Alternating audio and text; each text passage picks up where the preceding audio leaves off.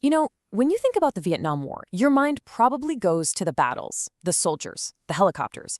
But one of its most haunting legacies wasn't a bullet or a bomb. It was a chemical, a poison that, believe it or not, is still causing devastation for thousands of people right now, today. Let's dig into how that happened. So, to really get our heads around this, we've got to ask a few core questions. What exactly was this stuff, Agent Orange? Why in the world was it used on such a mind-boggling scale? And, maybe most importantly, what has been the devastating long-term fallout for everyone it touched? We're going to walk through the answers right now.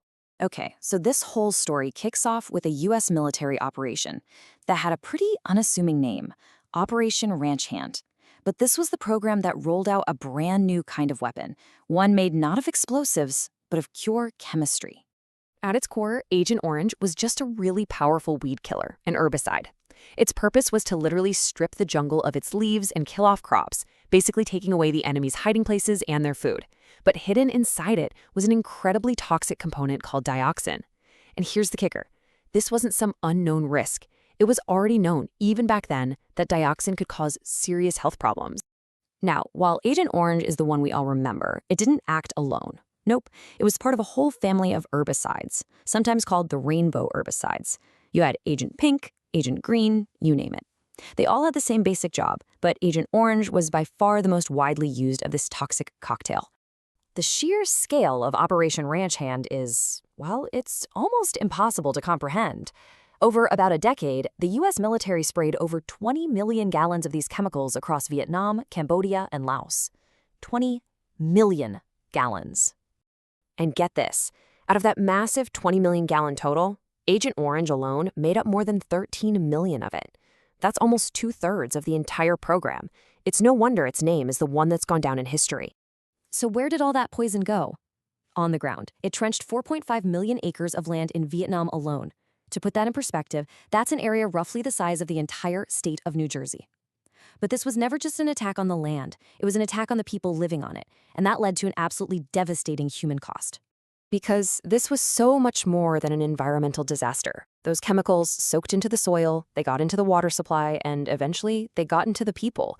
The human toll has been just staggering, and it's a cost that is still being paid by new generations. According to figures from Vietnam, the numbers are just gut-wrenching. They claim that as many as 500,000 children have been born with severe birth defects, and on top of that, up to 2 million people have suffered from cancers and other horrible illnesses, all linked back to exposure to Agent Orange. And the tragedy didn't stop in Southeast Asia. American veterans who served came home and began reporting this terrifying list of health issues, everything from aggressive cancers to skin conditions to severe neurological problems. Even their own children were being born with birth defects. And for years, the VA just denied their claims, refusing to admit these illnesses had anything to do with their service. For a long time, the official line was that this was all just an unforeseen, tragic accident. But that entire narrative just shattered in 1988, thanks to a letter. A letter that was, for all intents and purposes, a confession from someone who was on the inside. This is a quote from Dr. James Clary, an Air Force researcher who worked on Operation Ranch Hand.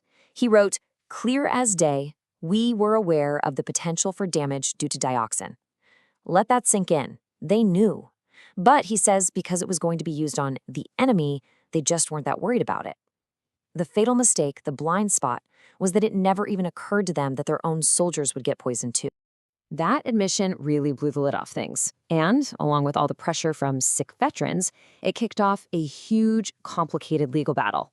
But what happened next was really a tale of two completely different fights for justice. One fought by American vets, and the other by the Vietnamese victims. So you see two tracks here. The U.S. veterans started their legal fight way back in 1979. It was a long road, but they eventually got a settlement, and later, the Agent Orange Act, which forced the government to finally help them. But look at the other track. When Vietnamese victims filed a very similar lawsuit in 2004, their journey through the courts was much, much shorter, and it ended with a flat-out rejection. When you put these two outcomes side by side, the difference is, well, it's night and day.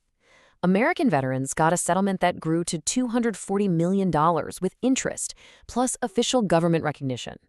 The Vietnamese victims? Their lawsuit was thrown out. They got nothing, zero, from the chemical companies. Two groups of people poisoned by the exact same stuff, facing two totally different verdicts. So you have to ask, why? Why the huge difference? Why did one group get justice while the other was denied? Well, according to some people who've studied this, the answer has less to do with the law and a whole lot more to do with politics and money.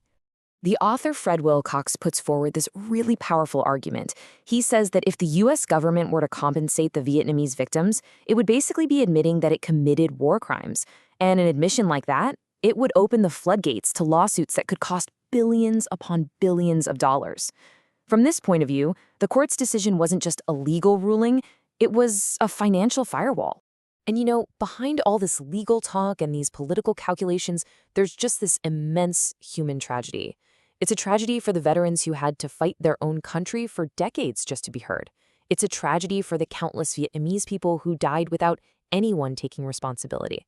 And it's a tragedy for all the families, both American and Vietnamese, who are left to carry this poisonous burden generation after generation. And all of this leaves us with one final, deeply unsettling question. This isn't really about history anymore. It's about morality. If your actions harm a foreign population with a chemical you knew was dangerous, what does it mean if you only compensate your own soldiers but not the other victims? What does it mean to acknowledge the suffering of one group while legally turning your back on the identical suffering of another? That, right there, is the unsettled legacy of Agent Orange.